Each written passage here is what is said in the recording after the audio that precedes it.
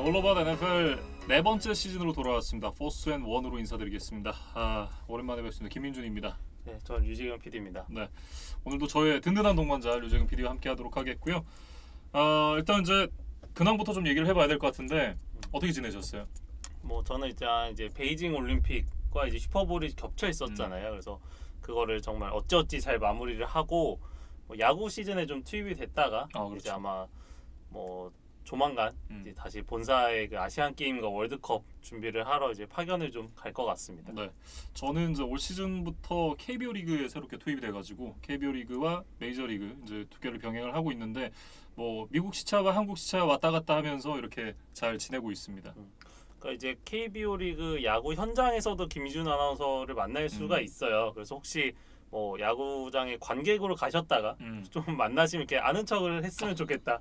네, 아마 올로버 NFL을 잘 보고 있다 이렇게 얘기를 하시면 김희준 아나운서가 이제 일을 하다가도 굉장히 좀 반갑게 맞아주시지 않을까. 네, 그렇게 좀 기대를 해봅니다. 네, 그리고 혹시나 이제 그 NC 다이노스의 창원 NC파크에 가시게 되면 종종 이제 이진만 사장님이 출몰을 한다는 소식을 제가 입수를 했거든요.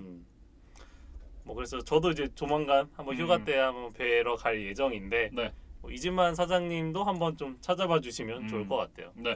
그리고 저희가 지난 시즌에 선물을 보내드렸었잖아요. 이벤트로 이제 이 선물을 보내드리면서 그 중에 한 분이 저희한테 이제 굉장히 감사하게도 커피 기프티콘을 보내주셔가지고 류지경 PD가 잘 아껴놨다고 오늘 첫방 때 마시자고 이렇게 커피를 저희가 사왔습니다. 감사히 잘 마시도록 하겠습니다. 정기쁨님께서 보내주셨어요. 그래서 뭐 저도 지금 한 3달 정도 지나긴 했는데 잊지 않고 이 첫 녹화를 위해서 잘 아껴뒀습니다. 그래서 감사히 잘 먹었고 또 한 시즌 잘 치러 나갈 수 있도록 하겠습니다. 네, 저희가 이제 NFC 이스트부터 시작해가지고 AFC 이스트 그리고 남부지구, 북부지구, 서부지구 순으로 이제 지구별로 현재까지의 어떤 이 선수들 이동이나 뭐 코칭 스태프의 변화 그리고 이제 구단 프론트 오피스의 변화들을 좀 살펴볼 예정인데요.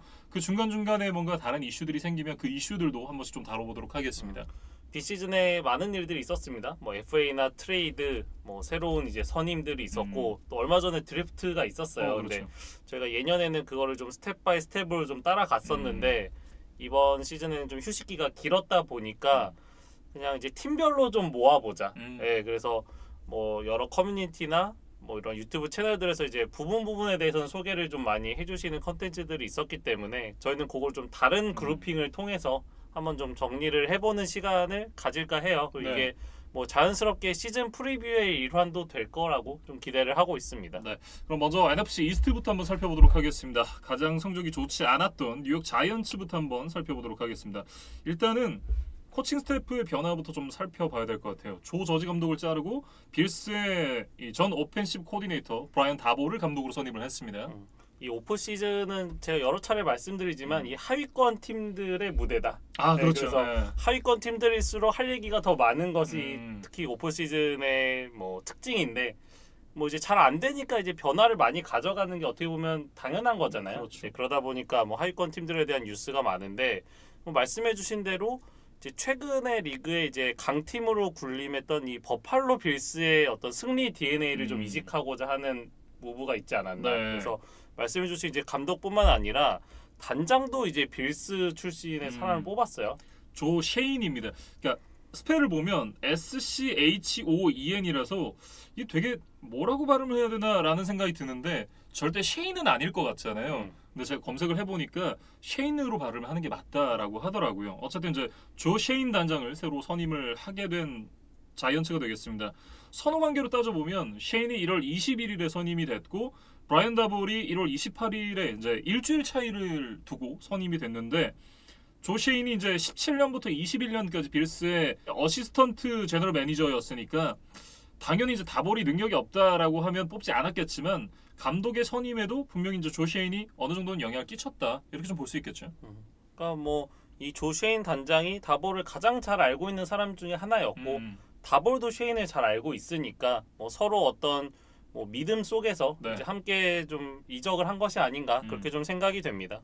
보통 단장을 선임할 때 보면 이전에 이제 구단과의 어느 정도의 커넥션 뭐 이런 게 있는 사람을 데려오기 마련인데 이 조 셰인 단장은 이전에 자이언츠와 아무런 인연이 없었다 그래요. 그러니까 1979년에 이 조지 영 단장이 선임된 이후에 처음으로 자이언츠 구단과 아무런 관계도 없는 단장이 이제 새롭게 선임이 됐다라고 하고요.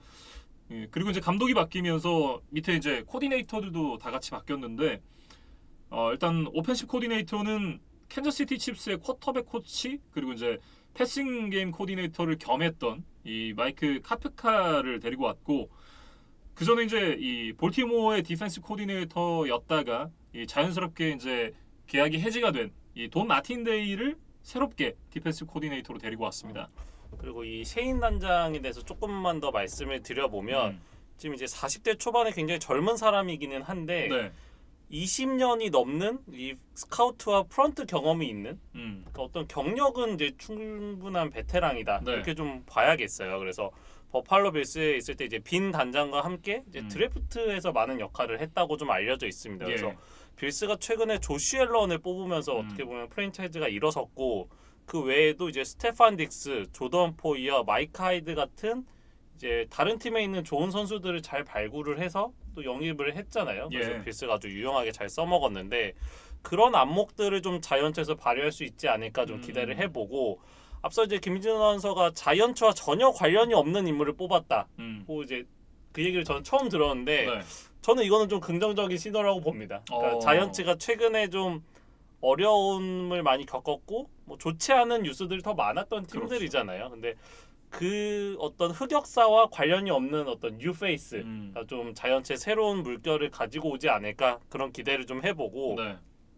브라이언 다볼은 이제 빌스의 뭐 게임을 많이 보셨던 분들이라면 익숙한 뭐 이제 사람이기는 한데 그렇죠. 그래서 다볼의 장점은 뭐냐 이제 분석을 해놓은 기사를 좀 가져와봤습니다. 그래서 프리스냅 모션이나 뭐 크로싱 라우트, 플레이 액션 같은 플레이들을 적극적으로 활용하면서 상대 수비에게 혼란을 주는 한편 자신의 쿼터백으로 하여금 좀 의사결정 과정을 단순화시키는 장점을 가지고 있다. 네. 그렇게 되어 있어요. 그래서 이 쿼터백이 쉽게 얘기하면 이제 프로그레션을 읽으면서 어떤 뭐 복잡한 의사결정을 해야 되는 거를 최소화하는다. 뭐 이렇게 좀 보시면 될 것 같은데 조슈 앨런이 이제 당초에 어떤 이런 부분에서 좀 약점이 있는 선수라는 평가였는데 이제 다볼과 좀 만나면서 이거를 극복을 잘 했고 네.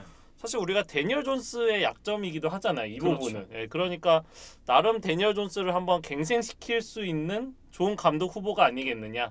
뭐 오프 시즌이니까 일단 좀 희망적인 이야기를 좀 전해드리겠습니다. 네. 너무 희망적이지 않나라는 생각을 좀 해봤고요. 어쨌든 이제 이 주전 쿼터백 데니얼 존스의 5년차 옵션을 자이언츠가 실행을 하지 않기로 결정을 했기 때문에 잘 해도 문제입니다. 사실 1라운드에 뽑은 쿼터백은 이제 5년차 옵션을 팀이 이제 실행을 할 수가 있는데 이게 만약 실행을 하게 되면 지금은 1년에 2,200만 달러 정도의 주전 쿼터백을 쓸 수 있는 옵션이에요. 그렇죠. 근데 이제 새로운 단장과 감독이 이제 고심 끝에 그거를 실행하지 않기로 했다는 거는 고심을 했을까요? 뭐 그것까지는 모르겠습니다. 어쨌든 근데 일단 거부를 했기 때문에 냉정하게 존스가 1년에 2,200만 불을 받을 가치가 없는 선수다 이렇게 판단을 했다고 봐야겠죠. 그거는 맞다고 봐야겠죠. 네. 그래서 데니얼 존스의 지금 앞선 3시즌을 보면 12승 25패에 터치다운 대비 인터셉션 비율도 1년 차에 비해서 계속해서 좀 후퇴하는 모습을 보여줬어요. 이제 그러다 보니까 물론 팀 어떤 오펜스의 뭐 전체적인 구성의 문제도 있었지만 데니얼 존스의 책임도 피할 수는 없다. 이렇게 좀 봐야 될 것 같고 뭐 이제 데니얼 존스를 뽑았던 사람들이 아니니까 이제 굉장히 어떤 뭐 부채감이나 뭐 그런 책임감 그런 걸 가질 필요는 없는 사람들이니까 그렇죠. 과감하게 결정을 했다 이렇게 좀 보면 될 것 같습니다. 그래서 이번 시즌이 끝나면 존스가 FA가 될 예정이에요. 자연스럽게. 그러다 보니까 이제 존스의 2022 시즌을 뭐 예측하기는 어렵겠지만 이번 시즌도 이제 좋지 않는 모습을 보여주면 이제 미첼 트루비스키의 길을 따라갈 가능성이 높다. 그러니까 이제 당장 자이언츠를 떠날 가능성이 높고 뭐 전임맨으로 이제 여러 팀을 좀 전전하면서 백업으로, 뭐 백업으로 아니면 뭐 부상이 생겼을 때 뭐 새로운 기회를 노려본다거나 뭐 이 정도가 이제 맥시멈이 될 것 같고 만약에 반전을 이뤄낸다. 그러면 이제 자이언츠 혹은 다른 팀과 이제 대형 연장 계약을 맺을 수도 있고 그렇죠. 이제 자이언츠 입장에서는 한 3천만 달러 정도를 주면 어쨌든 프랜차이즈 태그를 붙여서 1년 정도 더 쓸 수는 있어요. 그러니까 앞서 말씀드린 2,200만 달러보다는 손해를 보지만 이제 존스가 터졌다는 걸 확인한 이후라면 800만 달러 정도 더 쓰는 건 그렇게 어려운 문제는 아니라고 생각이 되거든요. 그렇죠. 예, 그렇기 때문에 일단은 자이언츠가 그런 의사결정을 한 것 같고 뭐 향후에 이야기하겠지만 일단 오펜시브 라인이 많이 개선이 됐기 때문에 존스가 이 어떤 좀 편안해진 이제 보호막 뒤에서 좀 달라진 모습을 보여줄 수 있을지 좀 지켜보겠습니다. 이게 참 어려운 게 제가 생각하기에는 저 개인적인 생각입니다만 자이언츠에서 터지긴 좀 어렵다. 그러니까 라이언 테너힐처럼 뭐 요즘 그런 말 많이 쓰잖아요. 개같이 부활 이런 표현 많이 쓰는데 진짜 부활을 할 수도 있겠지만 이게 자이언츠에서는 전 어렵다고 봐요. 이 현재 팀 상황도 그렇게 좋은 편은 아니고. 근데 그렇다라고 한다면 사실 이제 저는 어렵다고 생각을 하는데 만약에 정말 만약에 지금 다볼 감독이 오고 갱생한 모습을 보여준다. 근데 그게 때로 문제인 것이 뭐 갱생을 한다고 해도 사실 데니얼 존스가 저는 엘리트급 쿼터백이 될 거라고 생각을 안 하거든요. 근데 이제 잘하면 말씀해 주셨던 대로 이제 3천만 달러 정도의 프랜차이즈 태그를 붙이겠죠. 근데 이 친구가 한번 돈 맛을 보고 나면 3천만 달러 이하로는 눈에 잘 안 들어올 거란 말이에요. 그럼 이게 객관적으로 생각을 해봤을 때 냉정하게 3천만 달러 이상의 연봉을 주면서 데니얼 존스를 쓸만한 그런 이유가 있느냐? 그건 또 아니거든요. 아무리 이제 쿼터백의 몸값이 많이 높아졌다라고 하지만 참 성공해도 계륵이 되지 않을까? 저는 그런 생각이 좀 들기는 해요. 네. 그래서 일단 이제 데니얼 존스의 이번 시즌 성공을 확신할 수 없는 상황이기 때문에 일단 플랜 B로 타일로드 테일러를 영입을 했습니다. 네. 그래서 2년 1,100만 달러, 그러니까 백업 쿼터백 치고는 꽤 많은 돈을 줬고 꽤 클래스 있는 선수를 영입을 했어요. 그래서 뭐 존스가 이제 망할 수도 있고 혹은 이제 부상을 또 종종 당해왔던 선수이기 때문에 뭐 그런 거에 대한 좀 백업 플랜이라고 보시면 되겠습니다. 저는 사실 이게 좀 좋은 계약이었다라고 생각을 하는 게 뭐 이번 드래프트에서 쿼터백을 지명을 하진 않았습니다만 내년에 이제 루키 쿼터백을 뽑고 그 쿼터백이 성장할 때까지 기다릴 수 있는 시간을 타이로 테일러가 충분히 벌어줄 수 있다라는 생각이 들고 이 모든 건 이제 이 데니얼 존스가 터지지 않을 거라는 그런 이제 가정하에 드리는 말씀인데 뭐 자연스럽게 쿼터백 자리를 새로운 쿼터백에게 넘겨주기에는 가장 적절한 계약 기간과 금액이 아닌가 그런 생각이 좀 드네요. 그리고 이제 얼마 전에 있었던 드래프트 픽에 대해서 좀 이야기를 해보고 싶은데 자이언츠가 모처럼 좋은 평가를 받았던 드래프트 픽이었어요. 저는 조 셰인 단장이 처음으로 한 이 드래프트잖아요. 이제 자이언츠가 좀 팀같이 보인다라는 생각이 들어요. 그 전까지는 사실 우승 후보였잖아요. 우승 후보 아니고 우승 후보였는데 이제는 뭐 당연히 우승 후보는 아니겠지만 적어도 우승 후보는 더 이상은 아니다. 물론 이제 이 드래프트가 잭슨빌 제규어스의 첫 픽부터 이상하게 가면서 굉장히 혼란했는데 어쨌든 너무나 당연한 픽이긴 했지만 뭐 5번까지 내려왔던 케이번 티보도 그리고 7번까지 내려온 에반 니를 잘 잡았다라는 생각이 들고 어떻게 보면 이제 뽑을 수 있는 그 어베일러블한 자원 가운데 가장 좋은 자원을 뽑았다라는 생각이 들고 뭐 유망주들은 당연히 뚜껑을 열어보긴 해야겠지만 뭐 지금 현 시점에서는 할 수 있는 가장 좋은 픽이었다라는 생각이 들어요. 뭐 저도 그렇게 적어왔습니다. 예능 대신 다큐를 찍기 시작했다. 네, 그래서 저도 좋은 평가를 주고 싶고 D라인과 O라인의 좀 핵심이 될 만한 선수들을 잘 보강을 했다 이렇게 평가를 하고 싶은데 티보더 같은 경우 이제 1라운드 전체 5번 이제 엣지 러시하고 이제 오레곤 대학 출신입니다. 그래서 네. 사실 저희가 지난 시즌 방송 중에는 이 선수가 가장 유력한 전체 1번 픽 후보다 이런 얘기를 많이 드렸었는데 네. 사실 그 이후에 뭐 인성 문제도 조금 제기가 됐었던 것 같고 퍼포먼스도 조금 기대치보다는 좀 떨어지면서 생각보다는 또 픽이 많이 밀리기도 했었거든요. 그렇죠. 근데 그 중간쯤 어딘가 5번 픽에서 이제 자이언츠의 선택을 받았습니다. 일단 뭐 이 두 선수에 대해서 조금 살펴볼까요? 티보더 같은 경우는 이제 파워보다는 스피드와 스텝, 뭐 방향 전환 이런 것들 어떤 이제 테크닉적인 뭐 그런 것들을 토대로 이제 상대 오펜시브 라인을 좀 깨부술 수 있는 유형의 선수다라는 평가가 있어요. 그리고 이제 런 디펜스는 이제 평균 이상 수준이지만 대신에 이제 패스 러시가 좋고 그다음에 이제 만약에 커버리지로 돌아서는 상황에서도 충분히 좋은 모습을 보여줄 수 있는 선수다. 이런 평가들이 있었습니다. 그래서 뭐 패싱 게임의 비중이 점점 높아지는 현재 NFL 트렌드에는 잘 맞는 유형의 선수가 아닌가 그런 생각이 좀 들었어요. 네. 다만 이제 앞서 말씀해 주셨던 캐릭터 이슈 이런 부분들은 뭐 터질지 안 터질지는 모르지만 언제 터질지 모르는 시한폭탄 같은 그런 문제거든요. 그러니까 이 선수의 이제 단점으로 지적되는 것들이 일단 손을 사용하는 스킬이 좀 미숙하다. 그리고 이제 캐릭터 이슈가 있다인데 이 캐릭터 이슈가 이제 뉴욕이라는 대도시와 어떻게 만났을 때 좀 이제 어떻게 보면 폭발적인 시너지를 내는 경우를 우리가 많이 봤잖아요.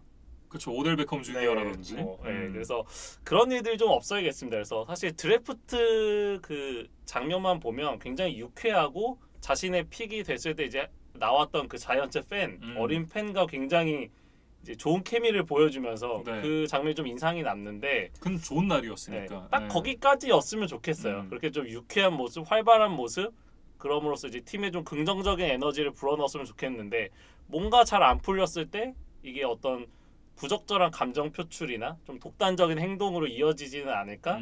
사실 조금 걱정이 되는 건 있습니다. 네. 그리고 이제 이 선수와는 좀 대조적으로 에반 닐 선수는 그런 이슈는 없다라는 평가예요.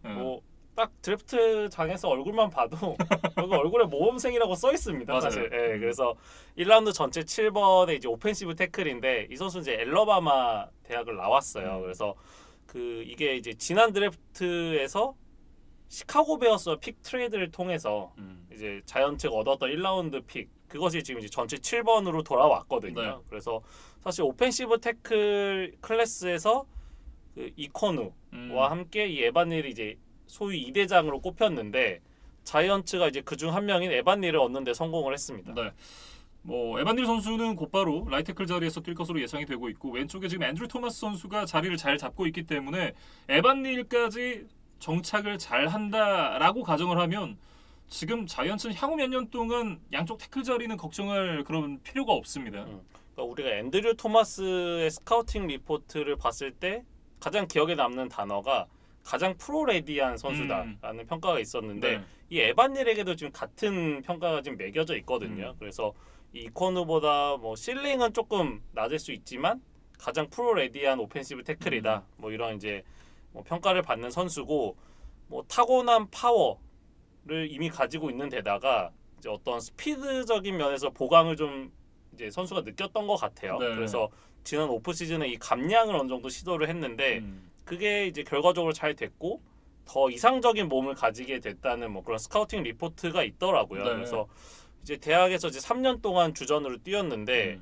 1년 차에는 레프트 가드, 2년 차는 라이트 태클, 3년 차에는 레프트 태클로 뛰었어요. 그래서 뭐 한 포지션에서 어떤 전문성을 기르는 데는 좀 부족함이 있었겠지만 다양한 포지션을 경험을 했단 말이죠. 그리고 일단은 프로에서도 지금 작년에 뛰었던 자리가 아닌 라이트 태클에서 뛸 예정이니까 포지션 범용성을 갖기에는 에반 닐의 어떤 대학 커리어가 또 도움이 되지 않을까 그런 생각을 좀 해봅니다. 네. 그리고 이제 양쪽 태클이 갖춰진 가운데 지금 가드 마크 글로윈스키를 콜츠에서 데리고 왔습니다.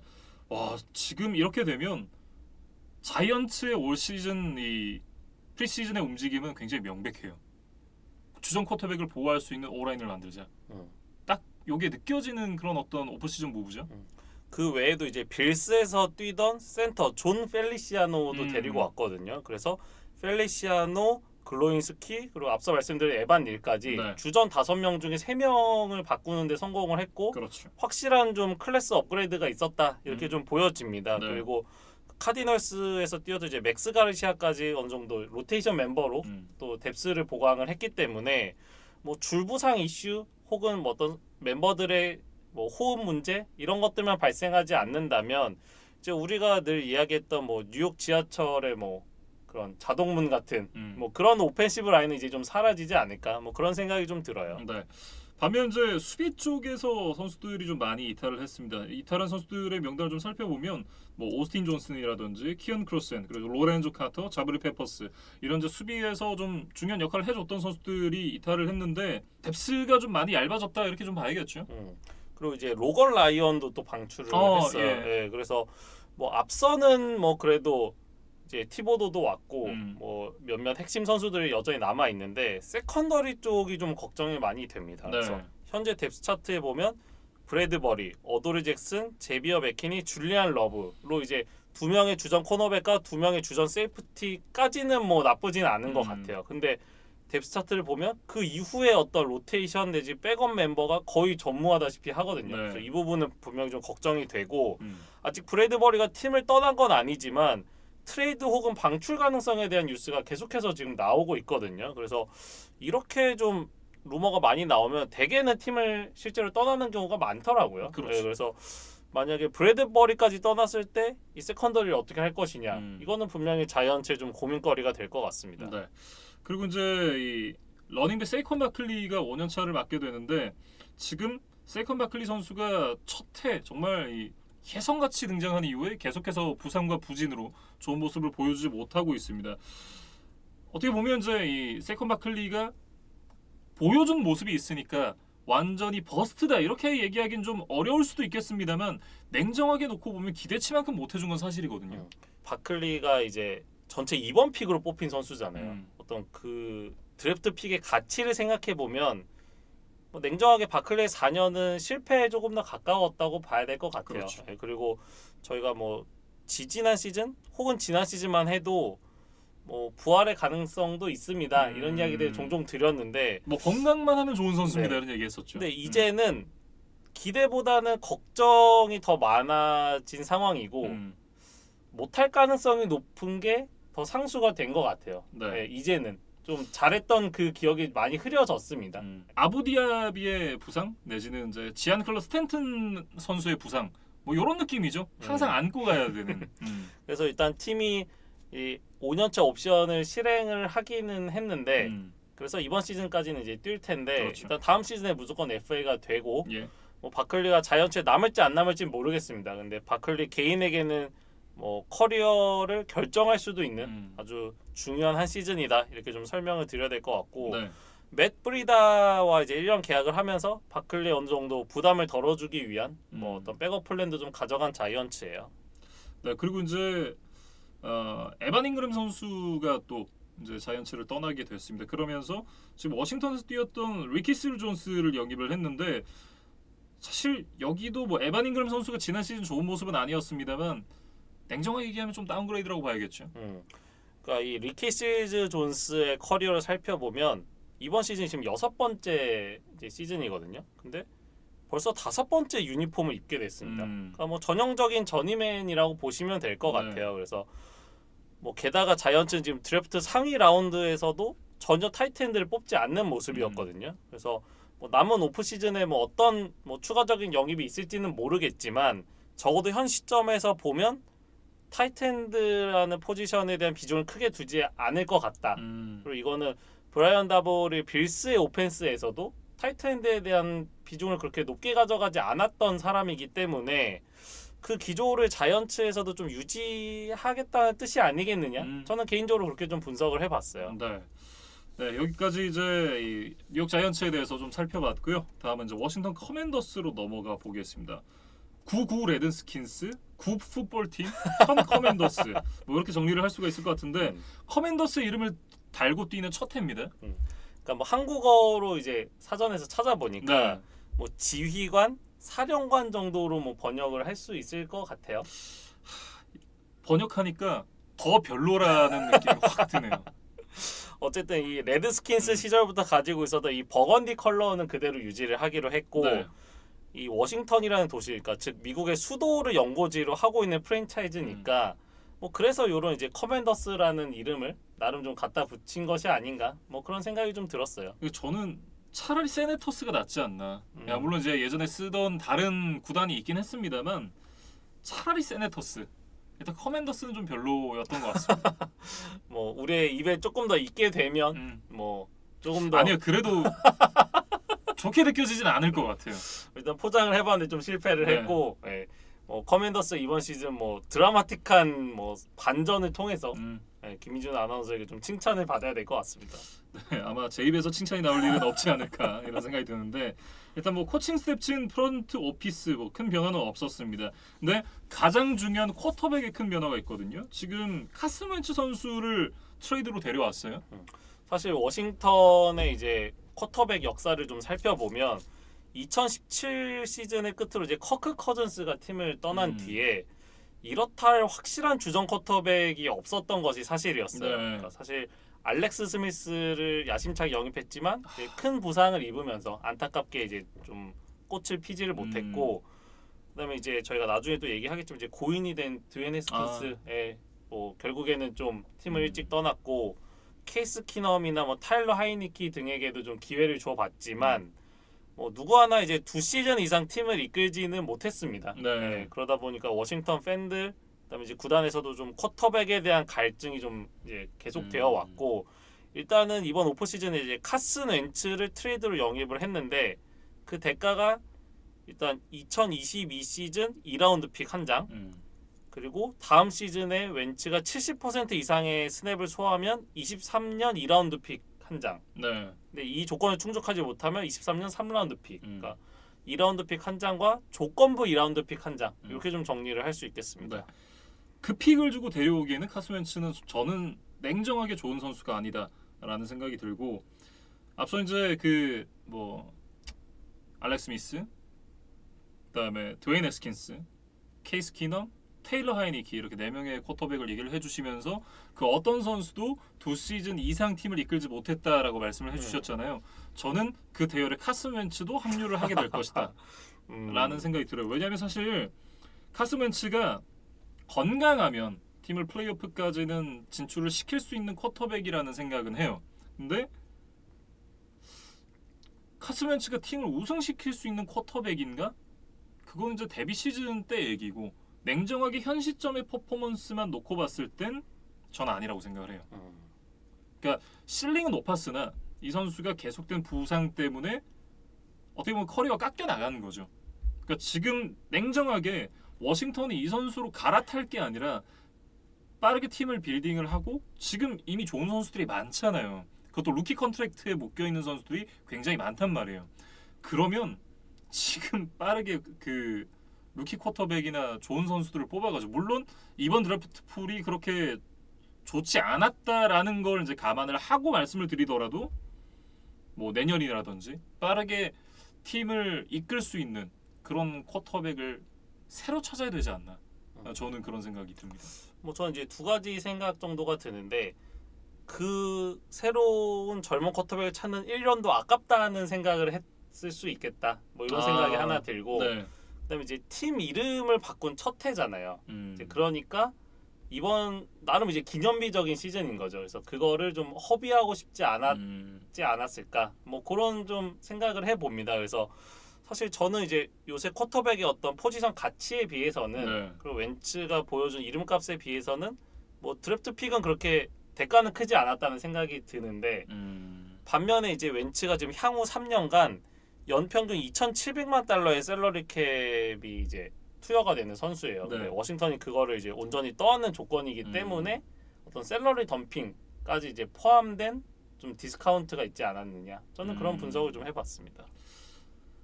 좀 그런 느낌인 것 같아요. 그 의류 브랜드 중에 브룩스 브라더스라는 이제 미국의 어떤 그 역사를 함께하는 브랜드가 있거든요.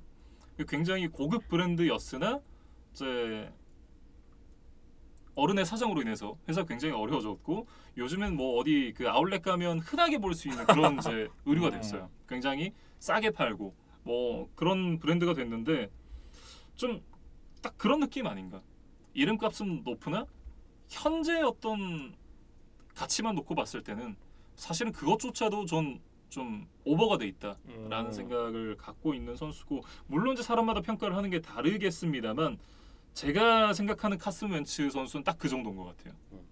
뭐 저는 이제 조금 다르게 보는 게 이제 여전히 뭐 부상 등에 대한 불안 요소는 있습니다. 근데 그럼에도 불구하고 지난 시즌에 모처럼 정경기 선발 출장을 했어요. 그래서 그거는 저는 좀 의미 부여를 하고 싶고 2020년에 거의 리그의 모든 선발 쿼터백 중에 이제 최악의 모습이었는데 그것보다는 21년에 어느 정도 리바운딩에 성공을 했다. 그래서 워싱턴이 일단은 수비가 물론 작년이 좀 안 좋았지만 어쨌든 가지고 있는 멤버는 화려한 팀이기 때문에 웬츠가 혼자서 뭔가 영웅적인 활약을 할 필요는 없는 팀이라는 생각은 들거든요. 근데 사실 저는 작년에 이제 조나단 테일러라는 리그 최고는 아니죠. 리그에서 두 번째로 좋은 러닝백을 갖고 있음에도 그 정도의 퍼포먼스였다라고 한다면 냉정하게 워싱턴에서는 그거보다는 어떤 성적이 떨어지지 않을까. 왜냐면 테일러가 있음에도 패싱 성적이 그 정도였는데 그렇다고 콜츠 리시버진이 구리지 않았거든요. 뭐 아주 좋다라고 얘기할 수는 없겠지만 뭐 못 쓸 수준이다 뭐 이렇게 얘기할 건 아니었으니까. 근데 그렇게 생각을 해보면 글쎄요. 뭐 리시버진도 그렇게 드라마틱하게 좋다라고 얘기하기는 좀 어렵고 러닝백도 어떻게 보면 이제 클래스가 좀 JT보다는 떨어지니까 그런 생각을 해봤을 때 반등을 이뤄내기는 사실 쉽지 않다. 저는 그런 생각을 좀 합니다. 그러니까 러닝백은 이제 조나단 테일러에서 안토니오 깁슨으로 바뀌었어요. 그러니까 확 떨어졌죠? 뭐 깁슨이 물론 좋은 선수지만 테일러가 거의 리그를 대표하는 선수이기 때문에 분명히 마이너스가 있고. 네. 근데 이제 반면에 리시빙 옵션에서는 테리 맥러린이라는 이제 확실한 넘버원이 있고, 그다음에 이제 뭐 뒤이어서 얘기하겠지만 신인 리시버 자한 다슨 1라운드에 뽑았습니다. 그리고 작년에는 안 좋았지만 어쨌든 커티스 세뮤얼도 뭐 컨디션이 좋으면 어느 정도 역할을 해줄 수 있는 선수니까 전체적인 리시빙 옵션은 분명히 업그레이드는 됐다는 생각이거든요. 네네네. 콜츠 시절에 비해서는. 그래서 그렇죠. 요 하나는 마이너스, 하나는 플러스 요소가 왼측에 어떻게 작용을 할지 뭐 그거는 좀 지켜봐야 될 것 같고 네. 마지막으로 가장 중요한 포인트는 이거죠. 친정팀 이글스와 두 번 만난다. 그리고 일종의 이제 제일런 허츠에게 좀 밀려나면서 뭐 팀을 쫓겨나듯이 떠났잖아요. 예. 그래서 이 제일런 허츠와의 어떤 자존심 싸움, 이 맞대결에서 과연 웬츠가 웃을 수 있겠느냐, 예, 그런 것들이 좀 관전 포인트가 될 것 같습니다. 아 그리고 제가 이제 성적이 떨어질 것 같다라고 생각했던 이유가 하나 더 있었어요. 지금 이제 브랜든 셔프 선수가 떠났잖아요. 이제 뭐 에릭 플라소도 같이 떠났고 그러면서 이제 앤드류 노웰, 트레이 터너 이 두 선수를 데리고 왔는데 그래도 브랜든 셔프가 프로볼 가든데 무게감이 조금 떨어지는 건 사실이지 않나 그런 생각이 좀 듭니다.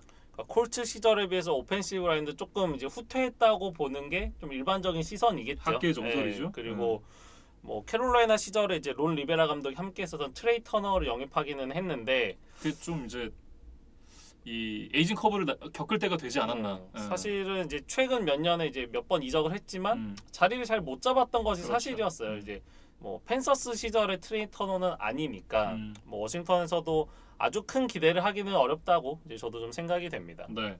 그리고 수비 쪽에서도 보면 지금 맷 아이어나이더스 그리고 이제 팀 세틀 선수가 이 빠진 백업 D라인 자리를 어쨌든 이제 2라운드에서 뽑은 이 피더랜 매티스가 좀 잘 맡아줘야 될 것 같다라는 생각이 들고 뭐 주전들은 워낙 짱짱하니까 뭐 프런트 세븐은 걱정을 안 해도 되겠다라는 생각이 들지만 결국은 이제 공격에서 얼마나 풀어갈 수 있느냐 그리고 댈러스 카우보이스를 넘을 수 있느냐가 사실 관건이거든요. 그래서 사실 이제 워싱턴은 팀 이름 바꾼 거, 그 다음에 이제 쿼터백 바꾼 거, 요 두 개를 빼면 이렇다 할 오프 시즌 뉴스는 많지는 않아요. 네. 그래서 좀 분량이 적을 것 같아서 제가 드래프트 픽을 좀 많이 준비를 해왔거든요. 네. 그래서 그 주요 드래프트된 선수들에 대해서 좀 한 명씩 살펴보는 시간을 좀 갖겠습니다. 일단 이제 픽다운에서 뽑았던 와이드 리시버 자한 다슨 선수에 대해서 좀 살펴보도록 하겠습니다. 사실 그런 얘기들이 있어요. 리시버를 뽑을 거였으면 뭐 지금 오하이오 스테이트를 나온 크리스 올라베라든지 아니면 그 다음에 뽑혔던 제이미스 윌리엄스를 뽑는 게 좀 합리적이지 않았나 아니면 뭐 세이프티 카일 해밀턴을 뽑는 것도 나쁘지 않은 선택이었을 것 같다. 뭐 이런 얘기들이 있거든요. 그러니까 당초 11번 픽이었으니까 말씀해주신 세 선수를 모두 뽑을 수 있는 위치였어요. 예. 근데 이제 자신들이 이제 픽 다운을 한 거죠. 그래서 3라운드 픽, 4라운드 픽을 하나씩 받고 5단계를 물러나서 16번에서 이 자한 다슨을 뽑았습니다. 그래서 네. 뭐 3라운드, 4라운드 픽을 얻은 건 굉장히 기분 좋은 일이지만 이제 다슨이 잘 못한다면 요 어떤 의사결정이 좀 두고두고 좀 비판을 받을 수 있겠죠. 예. 그래서 뭐 제가 좀 현지 기사를 살펴보니까 워싱턴이 좀 점 찍었던 리시버는 당초에 드레이크 런던이었던 것 같아요. 예, 근데 이 선수가 이제 8번 픽 애틀랜타가 좀 예상치 못한 타이밍에 가져가면서 네. 좀 급하게 계획을 수정한 것이 아니겠느냐 뭐 이런 추측을 좀 해봅니다. 그래서 사실 이 팀의 넘버 1, 2 리시버인 테리 맥러린과 커티스 세뮤얼이 183, 180cm. 그러니까 리시버 치고 그렇게 큰 키는 아니에요. 그렇죠. 그러다 보니까 이제 밸런스를 좀 맞추기 위해서 193cm의 이 장신 리시버 드레이크 런던에게 좀 관심이 있었던 것으로 보입니다. 네. 근데 지금 그게 잘 안 됐기 때문에 결국에는 이제 183cm 이 맥러린과 똑같은 자한 다슨을 뽑게 됐거든요. 네. 그래서 워싱턴의 지금 리시빙 코어를 보면 캠 심스가 196cm, 그다음에 타이트엔드 로건 토마스가 198이니까 이 두 선수가 어떤 장신 리시버의 역할을 해줘야 되는데 이 캠 심스가 뭐 키는 크지만 그렇게 지금 실적이 있었던 선수는 아니거든요. 그렇죠. 그래서 이 두 선수의 좀 발전, 뭐 자기 개발이 좀 필요한, 뭐 내부적으로 좀 이제 스텝업을 하는 것이 뭐 유일한 해결책이 아닌가 싶습니다. 네.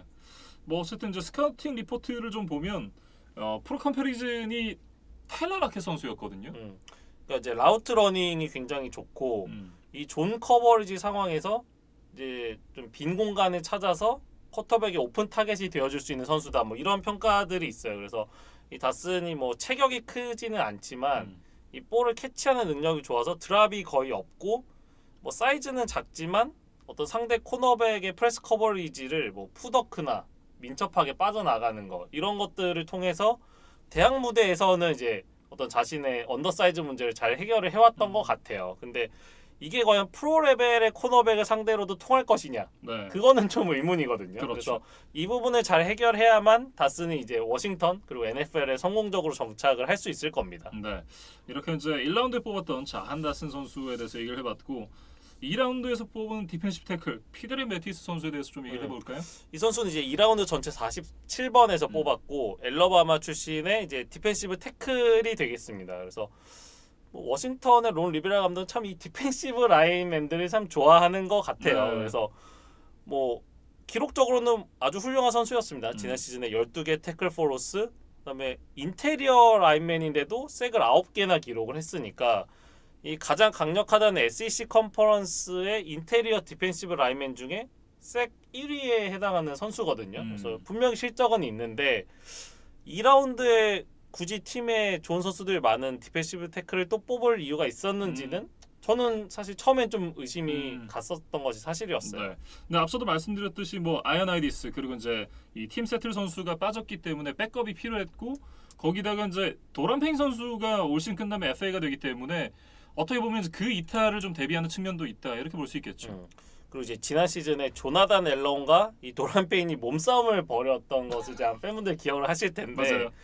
이 디펜시브 라인의 어떤 케미스트리 그리고 이제 이런 난투극 있으면 이제 페인이 팀을 떠날 가능성도 있잖아요. 이번 시즌 끝나고 그럴 수도 있죠. 그런 것까지 대비한 좀 장기적인 포석인 것 같고 이 매티스가 뭐 실력도 좋지만 이 훌륭한 리더십과 인성을 가지고 있다고 좀 평가를 받고 있어요. 이제 그러다 보니까 요 좀 이제 기센 형들 사이에서 이렇게 좀 잘 케미를 맞출 수 있는 뭐 역할을 하지 않겠느냐 뭐 그런 내용도 있었고 이 론 리베라 감독이 이제 워낙 이 강한 디펜시브 라인을 이제 항상 신념으로 가지고 있는 인물이기 때문에 뭐 다다익선이라고 본 것 같습니다. 예.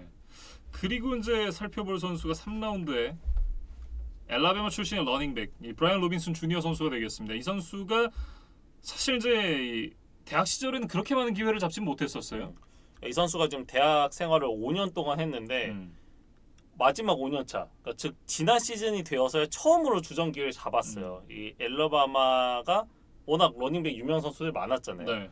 나지 에리스, 조시 제이콥스, 데미안 에리스 지금 다 NFL 각 팀에서 주전으로 활약하고 있는 아주 뭐 짱짱한 선수들이 이제 뭐 동년배 혹은 뭐 이제 1년 선배로 계속 있었기 때문에 이 브라이언 로빈슨 주니어가 어떻게 보면 기회를 좀 많이 못 받았죠. 근데 이제 그러면 분명 이제 성장해 나갈 시기에 그 타이밍을 놓치고 좀 커리어가 꺾이는 선수들도 많은데 그래도 로빈슨 주니어는 어떤 뭐 아주 잘 기다리면서 자신의 폼을 잘 유지를 했던 것 같아요. 네.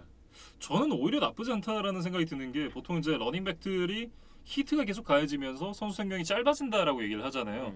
대학 시절 때 많지 않은 출장은 물론 이제 말씀해 주셨던 대로 어떤 경험치가 쌓이는 데 문제가 있을 수도 있겠습니다만 이 선수가 갖고 있는 재능이 진짜라고 한다면 오히려 NFL 무대에 나왔을 때는 그 히트를 덜 당한 것이 이 선수에게는 오히려 더 큰 장점으로 작용할 수 있다 이런 생각도 좀 들고요. 그러니까 야구로 치면 좀 싱싱한 어깨를 가지고 있는 뭐 투수 같은 느낌이 되겠죠. 그래서 지난 시즌에 이제 270번의 러싱 시도에 1337 러싱 야드, 14개 러싱 터치다운을 기록했고 뭐 리시빙 야드도 300야드 가까이 찍었습니다. 그래서 지금 워싱턴의 러닝백 진영을 살펴보면 안토니오 깁슨과 이제 JD 맥키식이 있는데 맥키식은 사실상 포지션만 러닝백이지 거의 리시빙 야드로 이제 먹고 사는 선수고 그렇죠. 안토니오 깁슨도 이제 정통 파워백 유형은 아니라고 봐야 되거든요. 그래서 이 서드 앤 숏 상황, 그러니까 확실한 러싱으로 확실한 짧은 거리를 따내야 되는 상황에 뭐 알맞는 선수가 좀 없었다고 봐야겠죠. 그래서 네.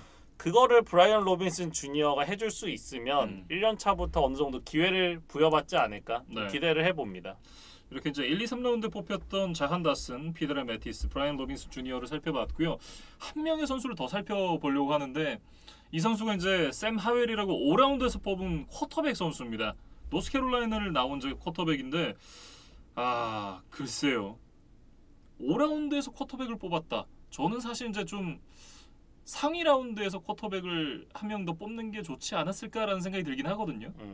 그러니까 좀 어중간하게 뽑았다. 네. 네, 뭐 그런 이제 생각이신 것 같은데, 뭐 저도 이제 5라운드 선수를 굳이 이제 설명을 드리는 이유가 결국 역시 쿼터백이라는 이제 특수 포지션이니까 한번 좀 언급을 해드리고 싶어서 준비를 해왔습니다. 그래서 이 선수는 지금 이제 스카우팅 리포트를 보면 강한 어깨를 바탕으로 빠르고 정확한 뒷볼을 던질 줄 안다. 이런 이제 좋은 평가가 있어요. 그리고 지난 시즌의 기록을 보면 무려 828 러싱 야드에 러싱 터치다운이 11개예요. 그러니까 뭐 강견이면서도 또 빠른 발도 가지고 있는 좀 이제 듀얼 스렛 유형이라고 봐야겠죠. 그렇죠. 그래서 이런 장점은 분명히 있는 선수입니다. 뭐 프로에 와서 통할지는 모르겠지만 그래서 뭐 이제 비하인드 스토리 하나 말씀드리면 워싱턴이 이 하회를 뽑기 전에 웬츠에게 일종의 양해를 구하는 절차를 밟았다 그래요. 필요한 절차죠. 사실 이제 이글스 시절에 제일런 허츠가 갑자기 2라운드에 뽑히면서 이 웬츠의 커리어 좀 꼬이고 뭐 좀 갈등도 있었고 뭐 그런 히스토리가 있었기 때문에 론 리베라 감독이 좀 배려를 한 것으로 보이고 뭐 웬츠도 이제 이 구단의 배려를 알아서인지 뭐 흔쾌히 뭐 오케이를 했다는 그런 이제 후문이 있었습니다. 그러니까 이글스니까 땡깡을 피울 수 있지 않았나. 오히려 이제 자신의 친정 팀이고 자기가 이제 주전 쿼터백이라는 확실한 입지가 굳어 있는 상황에서 우리 2라운드 쿼터백 뽑을래라고 하면 반발심이 생길 수 있지만 새로운 팀이잖아요. 새로운 팀에서 우리가 너를 데리고 오긴 했는데 근데 쿼터백 우리 하나 더 뽑으려고. 근데 심지어 5라운드예요. 뭐라고 못하죠. 그래서 이제 하웰이 뭐 당장 올 시즌에 뭐 기회를 얻는다? 뭐 그거는 사실 이제 굉장히 특수한 케이스에서만 이제 일어날 수 있는 상황일 것 같고 뭐 당장 이제 카슨 웬츠나 뭐 테일러 하이니키에게 좀 배우면서 몇 년 후에 뭐 어떤 이제 출전 기회를 좀 노려보는 것이 현실적일 것 같습니다. 네, 저는 뭐 코칭 스태프, 뭐 선수단 이런 게 문제가 아니라 지금 오너십이 바뀌는 게 좀 시급하지 않나. 아마 이제 워싱턴 팬분들도 다 같이 생각을 하실 거예요. 이 팀은 구단주가 문제입니다. 근데 이 오너십이 참 골치가 아픈 게 이건 뭐 계약 기간도 없고 그렇죠. 방출도 안 되고 그러니까 스스로 이제 사임을 하지 않으면 뭐 바뀔 일이 없단 말이죠. 그렇죠. 네, 그렇기 때문에 어떻게 보면 가장 도려내기 힘든 좀 암세포가 아닌가. 뭐 그런 생각이 좀 듭니다. 네, 이렇게 이제 워싱턴 커맨더스에 대해서 얘기를 해봤고요. 이글스 얘기로 이어가 보겠습니다. 하위 로즈먼의 7번째 그리고 이제 닉 시리아니 감독의 2번째 시즌이 되겠는데요. 여기도 뭐 코칭 스태프 그리고 프런트 오피스에는 큰 변화가 없습니다. 근데 일단은 이번 드래프트 과정에서 뭐 가장 큰 뉴스의 중심에 있었던 팀이다. 네. 그렇게 한 줄로 좀 요약을 하고 싶어요. 이번 드래프트 때 이제 AJ 브라운 선수를 트레이드로 데리고 왔습니다. 상당히 좀 결단을 내렸다라고 얘기를 해야 될 것 같은데요. 그러니까 사실 이번 드래프트가 예년에 비해서는 어떤 빅네임 선수들이 좀 없었기 때문에 다소 좀 심심하게 흘러간다는 생각을 하면서 1라운드 지켜보고 있었는데 요 뉴스가 딱 뜨니까 약간 딱 소름이 돋으면서 이래야 드래프트지. 정말 이제 영화 드래프트 데이 속에 들어온 것 같은 좀 기분이 들었습니다. 그래서 뭐 저는 그렇게 적어왔어요. 이 이글스가 이제 한국 축구의 어떤 골 결정력 혹은 수비 불안만큼의 정말 오랜 기간 이제 해결되지 않았던 문제를 이제 해결하기 위해서 뭐 나름 화끈한 결단을 했다. 그렇게 좀 적어왔습니다. 그래서 이 와이드 리시버 뭐 정말 여러 선수들 영입을 했죠. 뭐 드래프트 상위 라운드에서도 많이 뽑고 뭐 이런저런 영입들을 했는데 결국 확실하게 지금 자리 잡은 선수가 없거든요. 그러다 보니까 어떤 뭐 많은 드래프트 픽 그다음에 뭐 많은 돈을 써서 이제 확실한 AJ 브라운을 영입을 했습니다. 네, 1라운드 전체 18번 픽 그리고 3라운드 전체 101번 픽을 타이탄스에 주고 AJ 브라운을 데리고 왔습니다. 그러면서 AJ 브라운과 4년 1억 달러라는 대형 연장 계약을 맺어줬는데 이제는 리시버들도 평균 한 2,500만 달러를 받는 시대가 왔다. 왜냐하면 사실 AJ 브라운 선수가 리그 탑이 아니잖아요. 냉정하게 얘기하면. 근데 그런 선수도 연간 2,500만 달러를 받는 시대가 왔다는 건 지금 뭐 탑급 리시버면 3천만 달러 정도는 받을 수 있다 이런 얘기거든요. 실제로 저희가 뭐 다음 주에 이야기하겠지만 타이릭 힐이 연간 3천만 불에 계약을 했으니까 맞아요. 이제는 리그 탑 와이드 리시버는 그 정도 받을 수 있다는 일종의 이제 기준점을 그은 거고. 그렇죠. AJ 브라운이라고 하면 뭐 이제 사람들마다 평가는 다르겠지만 한 탑 10 정도에는 이제 넉넉히 드는 선수잖아요. 이 정도가 되면 2,500을 받을 수 있다. 네. 이런 좀 일종의 기준점을 좀 마련한 것이 아닌가 싶습니다. 이 선수가 이제 지금 만 25세 시즌에 돌입을 하게 되는데 지금 지난 3년 동안의 성적을 보면 평균 1000야드에 8개 정도의 터치다운을 만들어냈단 말이에요. 근데 그렇다라고 한다면 이 선수가 뭐 앞으로의 4년 보통 이제 이 프로 운동 선수들의 커리어 하이가 20대 중후반에 온다라고 이제 요즘 많이들 얘기를 하는데 전성기를 4년에 1억 달러로 묶어둘 수 있다? 이거는 제 생각에도 나쁘지 않은 계약인 것 같아요.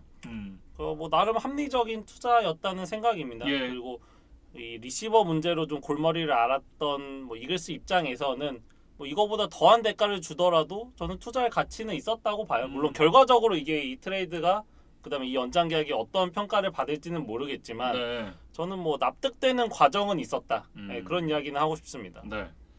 뭐 어쨌든 이제 AJ 브라운 선수가 이제 타이탄스와 연장 계약이 좀 잘 되지 않았고 그러면서 타이탄스에서도 어쨌든 가치가 있을 때 파는 선택 그리고 그 이해관계가 맞았던 이글스가 이 선수를 영입을 하게 됐고 그리고 이제 지금 사령탑에 앉아 있는 닉 시리아니 감독 같은 경우에는 이 콜츠에서 근무를 했었잖아요. 그랬기 때문에 AJ 브라운을 물론 이제 직접 막지는 않았습니다만 OC였으니까 이 선수가 플레이하는 걸 1년에 2번씩 꼬박꼬박 봐왔단 말이에요. 상당히 좀 이 매력 있게 생각을 하지 않았었나 이런 생각을 좀 해봅니다. 뭐 김민준 아나운서의 얘기가 이제 추측이 아니라 실제 이제 현지 기사에 그런 내용이 있었어요. 네. 그래서 굉장히 탐을 냈었다고 하고 드래프트 데이 이전에도 이제 AJ 브라운 트레이드 문의를 여러 차례 했었는데 계속해서 거절을 당하다가 이제 결국 이 이글스와 타이탄스가 좀 접점을 찾아서 드래프트 당일에서야 좀 브레이킹 뉴스를 터뜨리는 데 성공을 했습니다. 네. 그리고 이 선수만 데려온 게 아니었어요. 거기다가 잭 파스칼도 영입을 했습니다. 그러니까 콜츠 시절 이제 시리아니 감독과 어느 정도 호흡을 맞췄던 선수죠. 그래서 1년 150만 달러 뭐 아주 큰 투자는 아니고 뭐 나름 이제 잘 주워왔고 물론 지난 시즌에 이제 부진했던 것은 맞습니다. 근데 이제 19시즌, 20시즌에 보여줬던 연평균 600야드에 5개 터치다운 정도만 해줘도 이글스 입장에서는 충분히 만족스러운 계약이 아니겠느냐 그런 생각이 들고 일단은 디본타 스미스가 뭐 어느 정도 넘버 2 정도의 역할은 충분히 해줄 수 있는 선수라는 걸 보여줬으니까 AJ 브라운, 디본타 스미스, 잭 파스칼 뭐 혹은 뭐 제일런 레이거 뭐 이런 선수들 좀 돌려 쓰면서 뭐 이 와이드 리시버진을 구성을 해 보면 뭐 NFC 전체에서도 그렇게 나쁜 크루는 아니다. 네, 그런 생각이 들어요. 네. 거기다가 이제 FA가 됐던 제이슨 켈시 센터를 이제 잡았습니다. 이 선수가 지난 시즌에도 이제 올 프로 퍼스트 팀에 뽑혔던 센터였기 때문에 이 선수를 잡은 건 굉장히 중요한 움직임이었고 2라운드에서 이제 가드와 센터를 볼 수 있는 캠 저건스를 뽑으면서 이제 좋은 픽을 했다라는 평가를 받았습니다. 이렇게 오라인도 강화를 했는데 사실 오라인보다 지금 디펜시브에 대한 강화가 이번 그 오프 시즌에 키였던 것 같아요.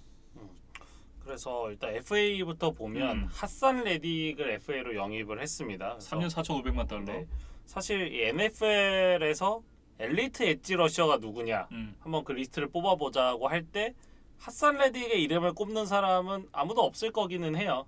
그거 맞죠. 네, 뭐 워낙 더 쟁쟁한 선수들이 많으니까. 근데 하지만 핫산 레딕이 최근 2년간 보여줬던 퍼포먼스만 보면 사실 뭐 엘리트라고 해도 이상하지 않은 성적이거든요. 실제로 이 2시즌 동안 23개 반의 색을 기록을 했는데 이게 최다 5위고요. 8개의 펌블 유도도 최다 3위에 해당하는 아주 좋은 기록이에요. 네. 그래서 이 두 시즌 동안 레딕이 유니폼을 한번 갈아입는 일이 있었음에도 불구하고 좋은 모습을 이어갔다. 그래서 이글스가 이 2년을 믿고 나름 뭐 투자를 했다. 이렇게 저는 좀 평가를 하고 싶고 뭐 더도 말고 덜도 말고 딱 지난 2년만큼만 해주면 이글스는 뭐 만족할 만한 그런 계약이 될 겁니다. 네, 거기다가 이제 뭐 데릭 바넷과 플렉처 콕스를 잡았고 카이즐 화이트 선수를 1년 300만 달러를 주고 데리고 왔습니다.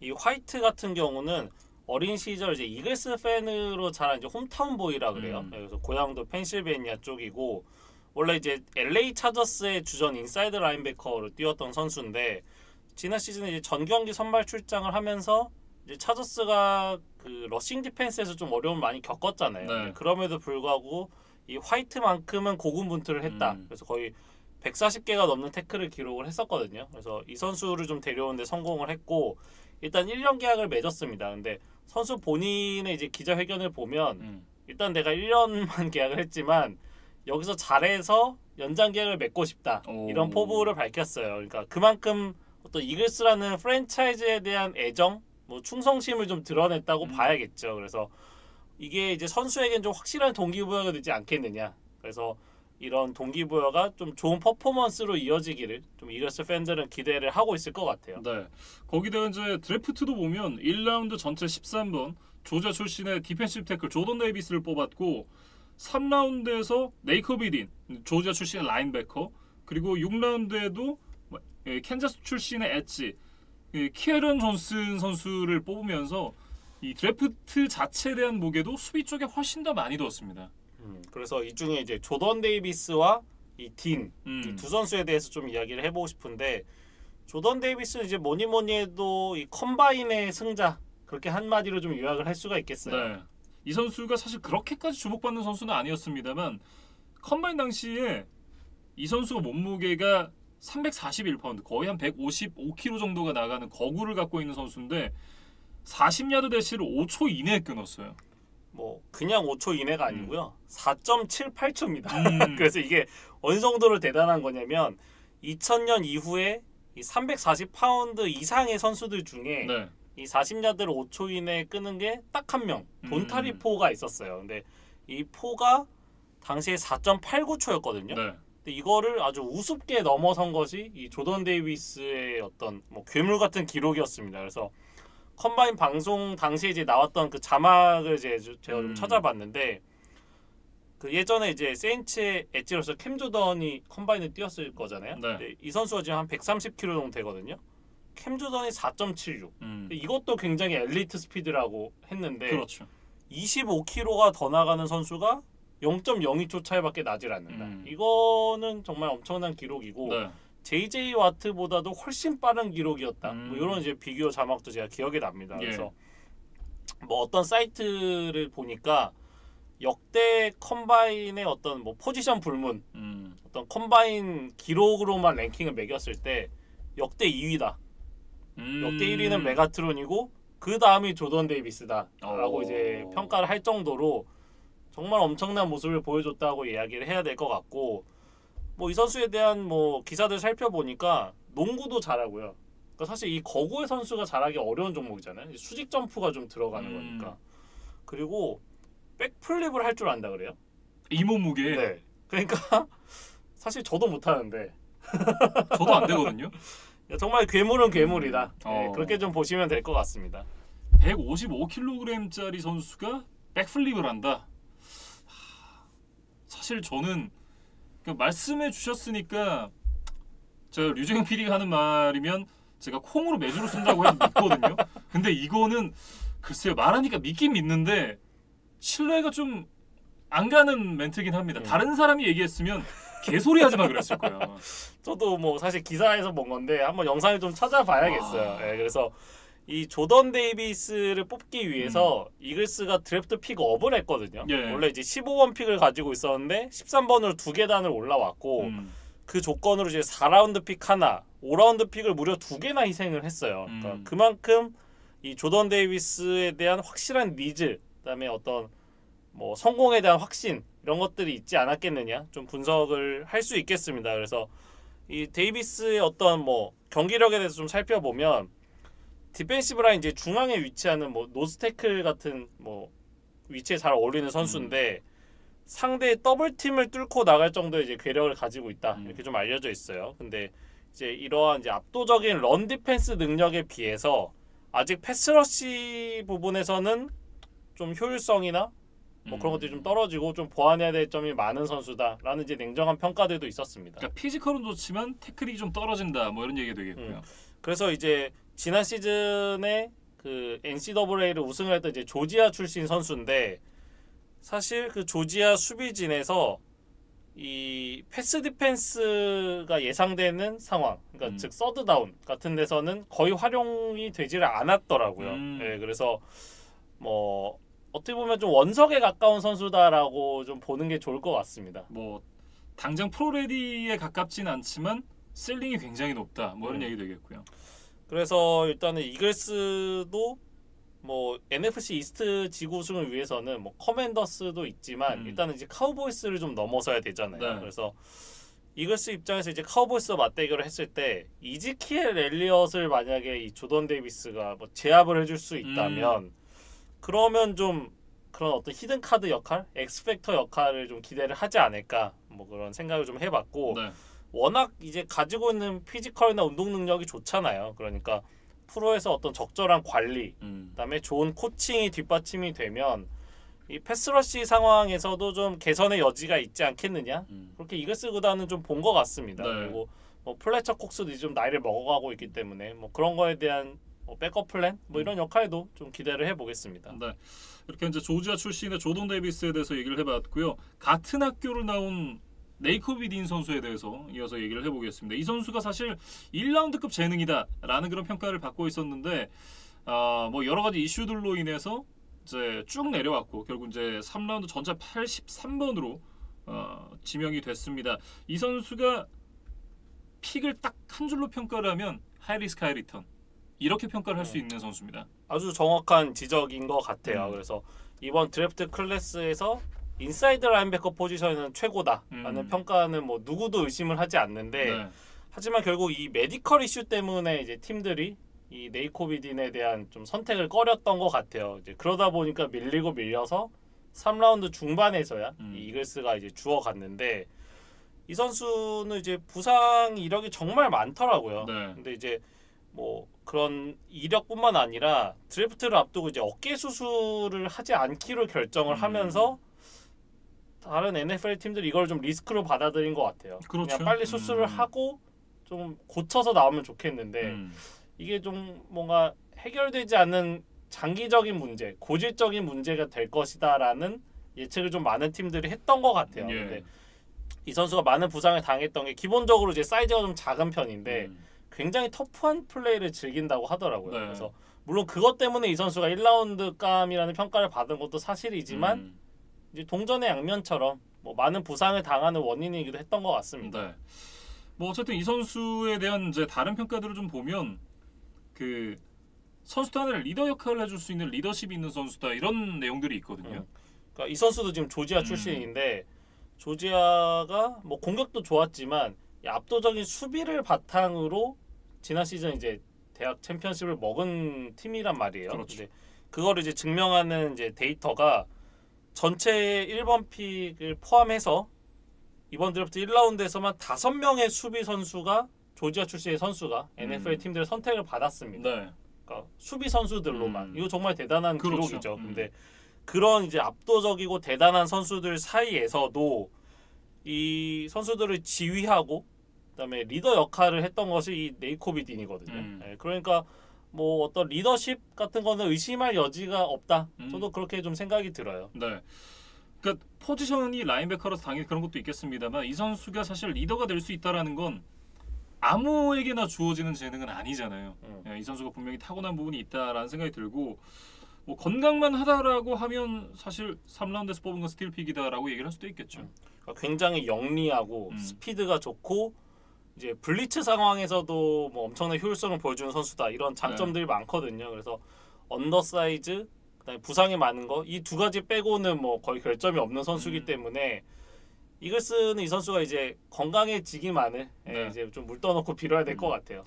다만 이제 좀 이 걱정이 되는 부분은 세컨더리 쪽인데 데리우스 슬레이 선수가 지난 시즌 이제 커리어 하이를 만들어 냈습니다. 그러니까 그 모습을 올해도 계속해서 이어갈 수 있을지가 사실 또 하나의 관건이고 반대쪽에서 뛰던 스티븐 넬슨 선수가 지금 휴스턴으로 떠나갔습니다. 그러면서 이제 뭐 뎁 차트 상에는 뭐 어번테 매독스 선수가 지금 이제 반대쪽에 선발로 뛸 것으로 예상이 되고 있는데 매독스가 풀타임을 뛰면서 글쎄요 좋은 모습을 보여줄 수 있을까 그런 생각이 좀 들거든요. 그러니까 이글스 수비도 전체적으로 재능들이 이제 앞쪽에 좀 많이 몰려 있다는 생각이 들어요. 그래서 자이언츠와 좀 같은 고민이 되지 않을까 싶고 만약에 이제 제임스 브레이드버리가 자이언츠에서 나온다면 그 이글스가 노릴 수도 있다. 뭐 이런 루머들도 있더라고요. 예. 그래서 뭐 그거는 이제 향후 남은 오프 시즌을 좀 지켜봐야 될 것 같습니다. 네, 이렇게 이제 필라델피아 이글스에 대해서 살펴봤고요. 마지막은 이제 댈러스 카우보이스입니다. 지난 시즌 이제 지구 우승을 만들어냈었던 댈러스 카우보이스였는데 일단 지난 시즌에 뭐 NFL에서 가장 핫했던 감독 후보 켈렌 무어를 지키는 데 성공을 했습니다. 그리고 댄 퀸도 지켰어요. 예. 사실 댄 퀸도 뭐 다른 팀의 새로운 감독으로 간다는 루머가 굉장히 많았는데 이 코칭 스태프를 지킨 것만으로도 댈러스는 뭐 상당한 전력 유지를 했다. 저도 그렇게 평가가 되는데 또 한 명 유지를 했어요. 이 마이크 메카시를 유지를 했거든요. 그렇습니다. 이게 과연 득이 될지까지는 뭐 제가 장담은 못하겠습니다. 네. 그리고 이제 이 프런트 오피스에서도 보면 바이스 프레지던트 오브 플레이어 퍼스널이자 실질적인 GM 역할을 했던 윌 맥클레이 이 맥클레이도 지켰습니다. 그래서 뭐 댈러스는 이런 프런트 뭐 코칭 스태프진에서는 뭐 걱정은 없는데 네. 뭐 생각보다 오프 시즌이 좀 잠잠하게 지나갔거든요. 이게 뭐 다른 지구 라이벌들이 어느 정도 보강에 성공했다고 좀 보여지기 때문에 네. 댈러스가 뭐 또 한 번 지구 우승을 지킬 수 있을지는 장담할 수는 없다. 그리고 그 오랜 시간 동안 이제 지켜져 온 NFC 이스트의 어떤 징크스 한 팀이 2년 연속 우승을 잘 못한다. 그 속설에 따르면 사실 카우보이스 이번에 또 왕좌를 내줘야 되거든요. 그렇죠. 네, 근데 뭐 나름 좀 카우보이스에게는 위기다. 그런 말씀을 좀 드리겠습니다. 네. 일단 선수단의 변화가 좀 많습니다. 아마리 쿠퍼 얘기를 먼저 해야 될 것 같은데 아마리 쿠퍼를 트레이드로 클리블랜드 브라운스에 넘겼습니다. 조건을 보면 브라운스에게 드래프트 5라운드 픽 하나를 받았고 서로의 6라운드 픽을 교환을 했어요. 그러니까 예. 이거는 사실 뭐 큰 변수가 아니라고 치면 사실상 5라운드 픽 하나 받고 쿠퍼를 넘겼다는 이제 결론에 이르르거든요. 그래서 사실 아마리 쿠퍼의 이름값, 연봉, 뭐 클래스 이런 것들을 감안하면 뭐 사실은 조금 뭐 선뜻 이해가 되지 않는 트레이드기는 합니다. 그러니까 뭐 결국에는 이제 방출까지도 염두에 두고 있다가 뭐 정말 최소한의 그냥 대가만 받고 넘겼다. 이렇게 좀 보는 것이 어떨까 싶어요. 그리고 이제 이 블랙커크 커즌스 이슈가 또 하나의 문제가 아니었을까라는 생각도 들긴 하는데요. 뭐 간단하게 좀 설명을 해주시죠. 네. 커크 커즌스라는 이제 선수가 NFL에서 어떤 이미지를 갖고 있는지 많은 분들이 알고 계시겠지만 사실은 이제 지난 시즌에 커크 커즌스가 좋은 모습을 보여주긴 했습니다. 하지만 그 전까지 커크 커즌스 선수의 이미지를 생각을 하면 약간 우승 후보에 가까운 그런 느낌이었잖아요. 그러니까 준수하지만 빛나지 않는 음. 큰 무대에서의 어떤 성공을 기대하기는 어려운 그냥 딱 그 정도 딱 포스트 시즌까지 데려갈 수 있는 쿼터백 이런 느낌이었는데 아마리 쿠퍼가 지금 이 댈러스 카우보이스의 쿼터백인 덱 프레스캇에게 너는 블랙커크 커즌스다 라는 얘기를 하면 시비를 텄다 그래요. 그게 아마 이제 프레스캇이 지난 시즌 와일드카드 라운드 그 나이너스와의 경기에서 생각보다 좀 부진한 뭐 퍼포먼스를 보이면서 결국 팀이 지고 말았잖아요. 네. 그러니까 결국 큰 무대에서 너는 별로 보여주는 게 없다.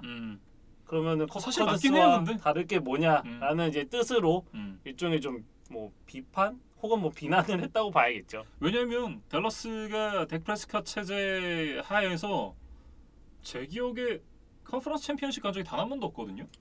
댈러스는 사실 그 1990년대 중반 아마 95년으로 기억하는데 그 이후로 아직 NFC 컨퍼런스 챔피언십 가지 못한 팀입니다. 네. 그러니까 꼭 프레스캇에 국한된 문제는 아니고 뭐 로모나 뭐 이런 시대에도 이제 하지 못했던 일이었죠. 뭐 어쨌든 그랬기 때문에 뭐 그런 얘기를 들어도 사실 할 말이 없다. 이런 얘기를 좀 하고 싶고. 그러니까 이제 쿠퍼가 뭐 할 만한 얘기를 했느냐와는 별개로 이 팀에서의 어떤 프레스캇의 존재감, 그렇죠. 위치를 감안하면 이제 속으로만 삼켰어야 될 이야기를 뱉고 말았다. 이 정도로 좀 정리를 해야겠죠. 그건 맞죠. 네, 좀 눈치가 없었다. 뭐 어쨌든 그러면서 이제 클리블랜드로 가고 말았고 지금 이제 이 이슈도 당연히 있었지만 그보다 중요한 건 역시나 말씀해 주셨던 캡스페이스 관리 이런 부분이 좀 크지 않았나 그런 생각이 좀 들어요. 그러니까 이제 앞서 말씀드린 건 이제 감성적인 이제 어떤 가슴으로 느끼는 이슈고 네. 머리로 느끼는 이슈도 분명히 있었습니다. 아 그럼요. 네, 이 NFL 구단이란 게 뭐 욱해서 모든 걸 결정하는 건 아니니까. 아니 욱해서 저거 할 것 같으면 저기 안토니오 브라운 이런 선수들은 계속 때리고 있어야죠. 그러니까 이제 냉정하게 보면 지금 쿠퍼가 이제 2천만 불 정도를 지금 캡스페이스를 먹는 리시버가 됐어요. 네. 그러다 보니까 뭐 지난 시즌에 부상도 뭐 조금 있었고 뭐 코로나도 걸리고 하면서 좀 생산성이 많이 떨어진 모습이었거든요. 근데 이제 캡스페이스는 많이 먹으니까 댈러스 입장에서는 지금 타이트한 어떤 관리를 하는 입장에서 이 쿠퍼 연봉이 좀 부담이 됐던 것으로 보입니다. 그렇죠. 그리고 이제 CD램이 또 확실하게 넘버원 포텐셜을 지금 보여주고 있기 때문에 어떤 쿠퍼에 대한 미련을 조금 이제 쉽게 내려놓은 것 같기도 하고 네, 그래서 결과적으로 이번 트레이드로 댈러스가 이제 1,600만 달러 정도의 캡스페이스를 아낄 수 있게 됐거든요. 그래서 뭐 이지켈 엘리엇이나 뭐 타이런 스미스, 잭 마틴 같은 뭐 고액 연봉자들이 많은 댈러스 입장에서는 좀 불가피한 정리였다고 보이고 프레스캇이 지금 계약 내용을 보면 이번 시즌까지는 2천만 달러 정도의 연봉을 받게 돼 있어요. 쿼터백 치고는 저렴한 편이죠. 근데 내년에 4,900만 달러. 이제 점점 안 저렴하죠. 24년에 5,200만 달러.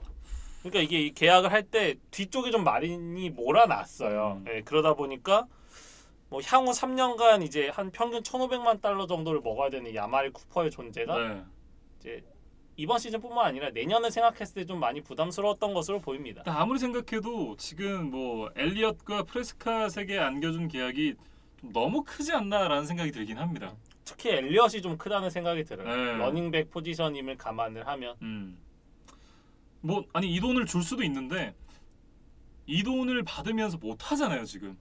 루키 때 어떤 퍼포먼스가 안 나오기 때문에 지금은 사실상 좀 너무 많이 받는 게 아닌가라는 생각이 좀 들고 그리고 아마리 쿠퍼 외에도 세드릭 윌슨 선수가 또 떠났습니다. 일부 이제 댈러스 팬들은 이제 아마리 쿠퍼가 나간 거보다 이 세드릭 윌슨이 나간 거를 조금 더 아쉬워하는 분들이 많으시더라고요. 그러니까 이제 뭐 가성비가 이제 소위 좋았던 선수인데 3년에 2,200만 달러 정도를 받고 이제 돌핀스로 갔습니다. 그래서 윌슨과 쿠퍼가 떠난 자리를 어떻게 메울 것인가 이게 댈러스의 좀 오프 시즌 과제였어요. 네. 그러면서 이제 마이클 갤럽 선수와 연장 계약을 체결을 했는데 5년 6,250만 달러. 뭐 요즘 뭐 선수들의 몸값을 생각하면 뭐 이해가 가는 금액이긴 합니다만, 근데 제 개인적인 생각에는 갤럽에게 이만큼의 계약을 굳이 안겨줄 필요가 있었느냐? 라는 생각이 들긴 해요. 이제 앞서서 AJ 브라운 이야기 할 때도 저는 이제 제 개인적 의견을 말씀드렸는데 요새 워낙 리시버들이 비싸졌기 때문에 그건 맞죠. 연평균 지금 1,200만 달러 정도 되나요? 네. 뭐 1,200, 1,300 정도인데 그 정도면은 뭐 아주 큰 금액은 아니다. 하지만 갤럽의 가치가 지금 저점인 것도 맞아요. 그러니까 지난 시즌에 이제 부상으로 많은 그렇죠. 경기를 못 뛰었으니까 이제 그런 이해관계 때문에 갤럽도 조금 뭐 양보한 부분이 있었다고 이제 저는 개인적으로 보여지는데 요 어떤 폼 저하가 계속 갈 것이냐 아니면 이제 반등을 해서 댈러스가 좀 뭐 한박 웃음을 지으면서 이 갤럽의 뭐 나름 해자 계약을 잘 뭐 써먹을 것인지 뭐 그거는 저는 개인적으로 좀 지켜보고 싶은 포인트고, 이제 아마리 쿠퍼와 세드릭 윌슨이 없기 때문에 갤럽이 확실한 넘버 2 역할을 해줘야 됩니다. 그렇죠. 그래서 2019 시즌에 갤럽이 이제 좋은 활약을 보여주면서 쿠퍼와 함께 넘버 2를 띄워줬어요. 당시 이제 1,100야드에 6개 터치다운을 해줬는데 이때는 이제 CD램이 입단 전이었으니까 확실한 넘버 2였고, 이제는 넘버 1 CD램, 넘버 2 마이클 갤럽, 이 체제가 좀 한 시즌 잘 굴러가야 될 것 같습니다. 저는 뭐 금액은 줄 수 있다라는 생각은 드는데 기간이 너무 길지 않나라는 생각이 좀 들어요. 그러니까 짧은 계약으로 한번 주고 나중에 돈을 조금 더 쓰들지언정 짧은 계약으로 한번 간을 본 다음에 이 선수가 잘 하고 나서 그 다음에 연장 계약 줘도 되거든요, 사실. 근데 그러기에 5년은 너무 길지 않나. 그러니까 댈러스도 분명히 리스크 있는 투자를 했다고. 그렇죠. 네, 저도 그런 점에는 분명히 동의를 하게 됩니다. 예.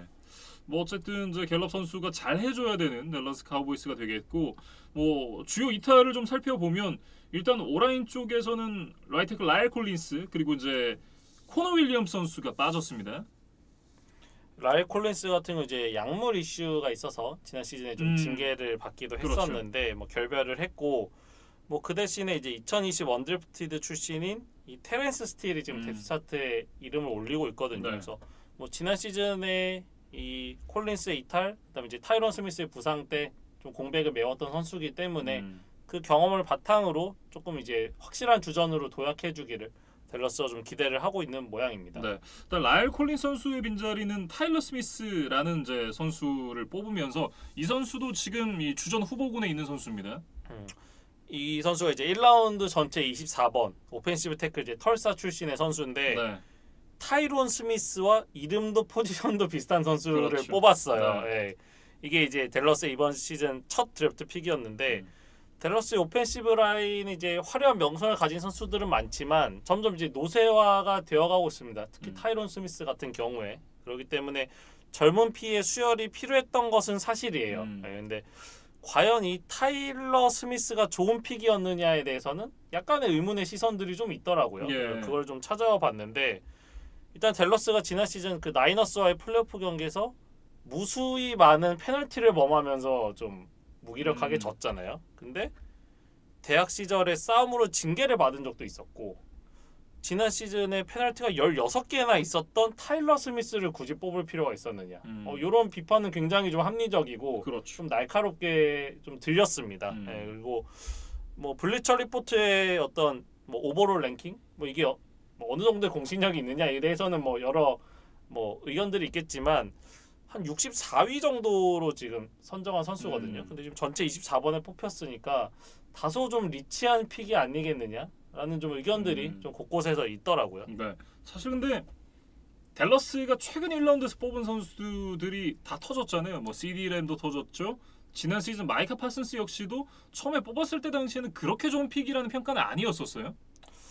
뭐 약간 이제 중복 투자가 아니냐 뭐 이런 이야기들이 많았는데 이 선수들이 다 터지니까 네. 뭐 리그를 대표하는 선수들이 바로 되어버리니까 그렇죠. 뭐 모든 사람들이 이제 입을 다물게 했는데 저도 이제 그것 때문에 조금 조심스럽습니다. 네.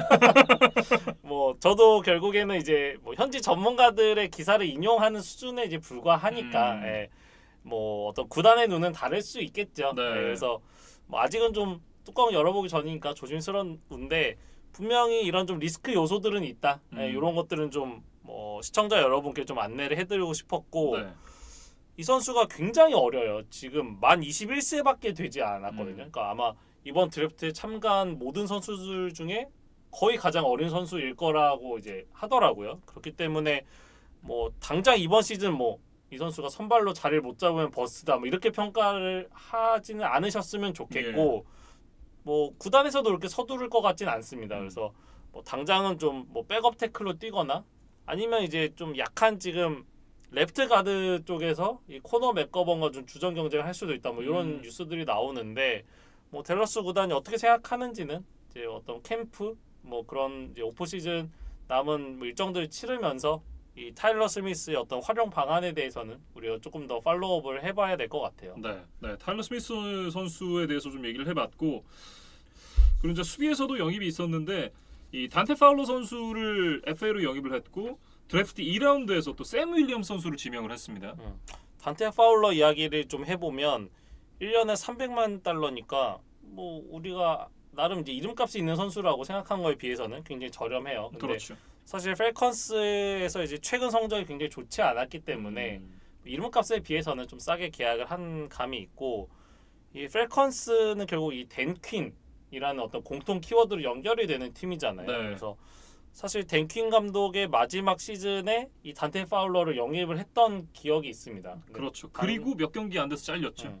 뭐 파울러가 잘했다면 댄 퀸이 조금 더 있었을지 모르겠는데 물론 당시에는 이제 두 사람의 어떤 뭐 시너지, 호흡이 뭐 아주 빛을 발하지는 못했어요. 네. 냉정하게 보면 근데 뭐 그때는 실패는 했지만 덴킨이 그래도 여전히 파울러라는 선수에 대한 좀 매력을 여전히 가지고 있었던 것이 아닌가. 예, 그래서 다시 데려오지 않았겠느냐 좀 생각이 들고 어쨌든 단테 파울러 저는 그렇게 봐요.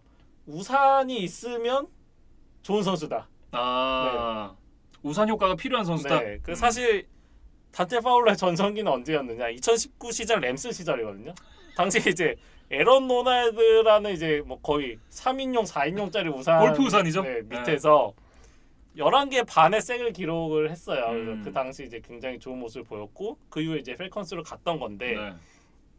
댈러스도 뭐 에런 도날드만큼의 영향력 있는 1인이 있느냐 하면 그건 아니지만 드마커스 로렌스와 마이카 파슨스라면 이 둘을 합치면 이제 그 정도 우산이 저는 될 수도 있다고 보거든요. 네. 그래서 두 가지 색으로 구성된 어떤 큰 우산을 쓰고 뭐 단테 파울러가 다시 한번 2019 시즌을 돌아가기를 한번 응원을 해보겠습니다. 약간 그런 느낌인 거죠. 이제 앞서 말씀드렸던 대로 에런 도널드 선수가 골프 우산이었다면 그 정도까지는 아니지만 우산 두 개를 옆에서 이렇게 씌워주는 느낌인 거죠.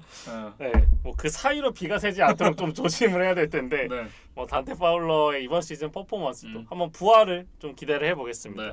거기다 이제 세이프티 말리 쿠크와 제런 키러스 선수를 각각 800만, 1000만 달러를 안겨주면서 다시 팀에 앉혀놨고, 여러 가지 이제 선수단의 변화가 있습니다만 이 중요 포지션에 대한 변화가 크지 않기 때문에 올해도 뭐 큰 변수가 없다면 댈러스 카우보이스가 지구 우승을 할 수 있지 않겠느냐 이런 생각이 들긴 합니다. 근데 이제 이 아마리 쿠퍼와 세드릭 윌슨이 나간 자리를 어느 정도 이제 뭐 그런데 이제 저는 결국엔 이 리시버 두 명이 빠진 공백을 네. 일단 마이클 갤럽이 뭐 부상에서 회복한다고 치고 그다음에 이제 제임스 워싱턴 FA로 또 영입을 했거든요. 그렇죠, 그렇죠. 그다음에 이제 CD 램이 또 제기량을 그대로 보여줘야 되고 이런 이프들이 좀 잘 터져야만 또 공격에 대한 뭐 손실이 없을 것이다. 예, 그리고 뭐 워싱턴이나 이글스가 어느 정도 분명히 전력 보강을 했기 때문에 근데 저도 워싱턴이 잘할 거란 생각이 잘 안 들거든요, 사실. 그러면 이글스는 확실한 업그레이드가 있었기 때문에 그러니까 결국 둘이 경쟁이잖아요. 지난 시즌에도 그랬고. 한번 좀 댈러스가 무조건 우승한다? 저는 그렇게 얘기하기는 좀 힘든 시즌이라고 봐요. 네. 그리고 어쨌든 오펜시브 라인의 노쇠화도 계속해서 이어질 테고 그렇겠죠. 예, 뭐 그런 부분들이 좀 있기 때문에 댈러스도 좀 방심할 수 없는 한 시즌을 잘 준비를 해야 된다.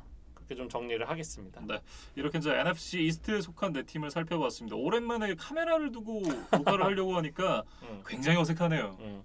그래도 굉장히 재밌었고 예, 좀 오랜만에 이렇게 말을 많이 해본 것 같아요. 네. 그래서 시청자분들께서 좀 재밌게 들어주셨으면 좋겠고 그 이제 사실 오프닝 때 하고 싶었던 얘기였는데 한 가지 못한 게 있어서 무슨 얘기인가요? 저희가 이제 포스 앤 원이 됐잖아요. 그렇죠. 이제 네 번째 시즌을 맞게 됐는데 풋볼에서도 이 포스 다운에서는 내가 공격팀이든 수비팀이든 정말 중요하잖아요. 정말 클러치한 상황이고 여기를 내가 뚫어내느냐 막아내느냐에 따라서 게임의 승패가 바뀔 수 있는 정말 절실하게 달려드는 뭐 그런 다운이 이제 포스 다운이니까 저희도 이제 그 네 번째 시즌을 맞아서 네. 저도 뭐 이전보다 더 열심히 한번 준비를 해서 잘 달려보도록 하겠습니다. 네, 아주 멋진 멘트를 준비를 해오셨는데 저는 준비를 안 해왔습니다. 어쨌든 저도 류재근 PD와 함께 열심히 이번 시즌 달려보도록 하겠습니다.